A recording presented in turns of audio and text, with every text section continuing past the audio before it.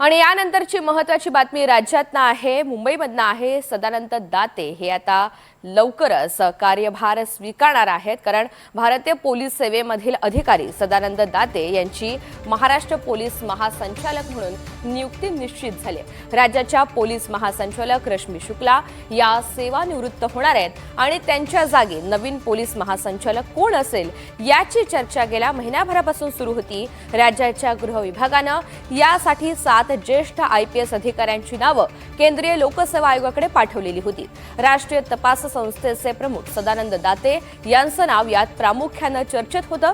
केंद्रीय लोकसेवा आयोगानं 7 पैकी 3 नावांची निवड केली आहे आणि ती राज्य सरकारकडे पाठवलेली होती। यातून सदानंद दाते यांच्या नियुक्तीवर आज शिक्कामोर्तब करण्यात आलं।